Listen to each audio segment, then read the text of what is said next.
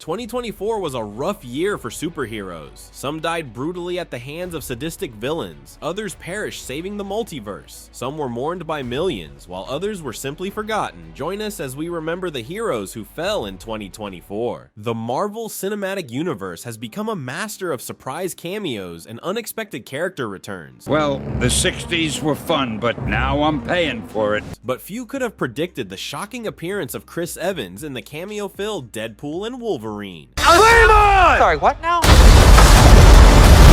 Fans were already buzzing with excitement at the prospect of Evans rejoining the MCU, but the revelation that he would be playing Johnny Storm, the Human Torch, from his Fantastic 4 days rather than Captain America sent shockwaves through the fandom.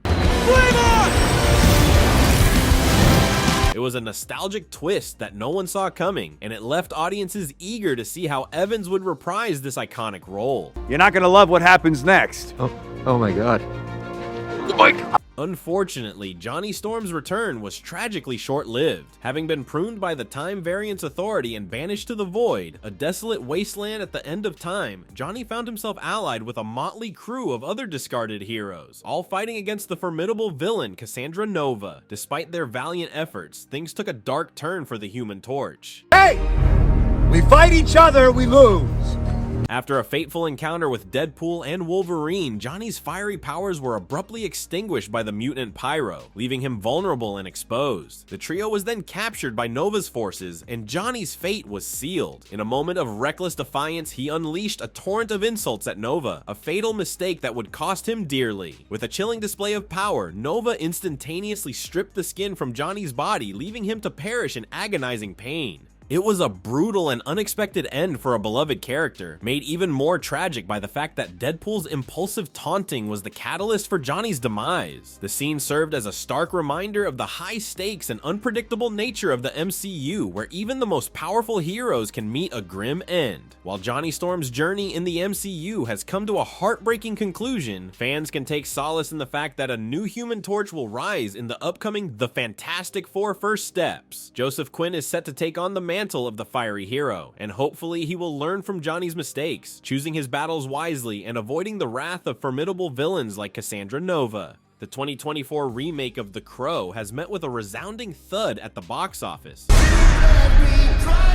a fate that surprised few. This is the second attempt to bring James O'Barr's dark and brooding graphic novel to the big screen, the first being the 1994 cult classic starring Brandon Lee. However, unlike its predecessor, this iteration seems destined for obscurity rather than cult adoration. The film's premise, like the original, centers around the concept of the Crow, a supernatural avenger who returns from the dead to right the wrongs done to them in life. Bill Skarsgård takes on the mantle of Eric Draven, a man murdered alongside his lover Shelley. Resurrected as the Crow, Eric embarks on a bloody quest for vengeance against the killers, led by the ruthless Vincent Rugg. While the film delivers on the expected dark and violent spectacle, it falls short in several key areas. Skarsgård, though a talented actor, lacks the brooding charisma that Lee brought to the role. The narrative feels rushed and shallow, failing to delve into the emotional depths of the source material. The action sequences, while competently executed, lack the visceral impact and stylistic flair that made the original so memorable.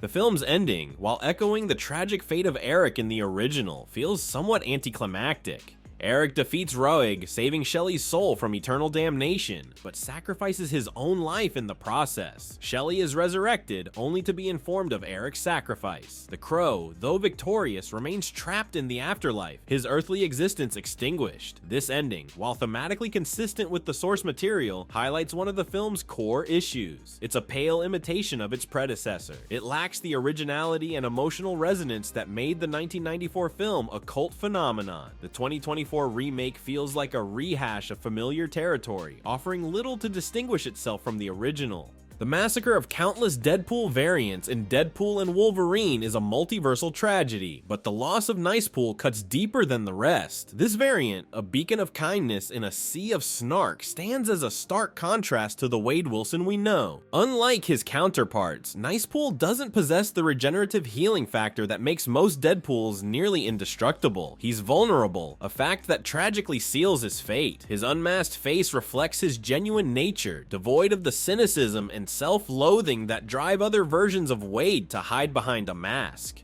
Nicepool's world remains shrouded in mystery, but his actions speak volumes about his character. He chooses compassion over carnage, a rare trait among Deadpools. He's not driven by a need for violence or a thirst for revenge. Instead, he seems genuinely motivated by a desire to help others, even if it means joining a chaotic interdimensional battle.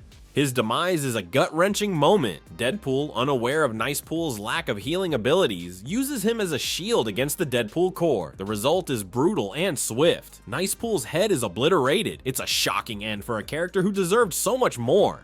Deadpool, in his typical self-serving fashion, tries to spin Nicepool's death as a heroic sacrifice. He boasts to Wolverine about how Nicepool died a hero, conveniently glossing over his own role in the tragedy. Wolverine, however, sees through Deadpool's lies and calls him out for his callous disregard for life, even variant life. DC Comics has a long-standing fascination with multiversal crises, and the most iconic of these is undoubtedly Crisis on Infinite Earths. This storyline, which originally unfolded in the 1985 comic book series, has been revisited and reimagined numerous times in various media, including comics, animated films, and live-action television shows. One recent example is the animated Justice League Crisis on Infinite Earths trilogy released in 2024. This adaptation, part of the DC animated movie universe, brought the multiversal conflict to life once again, complete with devastating consequences and heartbreaking character deaths. In both the original comic and the 2024 animated adaptation,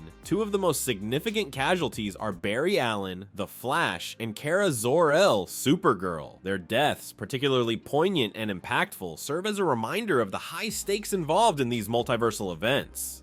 While the live-action Arrowverse adaptation of Crisis on Infinite Earths deviated from the source material by sparing the Flash and Supergirl, the 2024 animated trilogy adhered more closely to the original storyline. In Part 1, the Flash sacrifices himself to save the multiverse, and in Part 3, Supergirl meets a tragic end. These losses mark a significant turning point in the narrative, leaving a void in the superhero community. The conclusion of the Justice League Crisis on Infinite Earths trilogy also coincided with the end of the DC animated universe. With James Gunn's DC Studios rebrand, the continuity established in these animated films has come to a close. As a result, the versions of the Flash and Supergirl who perished in the Crisis are permanently gone from this particular iteration of the DC universe. And finally, Gambit, the card-throwing mutant with a Cajun accent. While Channing Tatum's portrayal of Gambit in Deadpool and Wolverine remains safe and sound, the same cannot be said for all of his multiversal counterparts. In the animated series X-Men 97, a variant of Gambit met a tragic end during a devastating attack on the mutant nation of Genosha. Voiced by AJ Locascio, this Gambit sacrificed himself to defeat the resurrected Master Mold, a giant robot designed to exterminate mutants.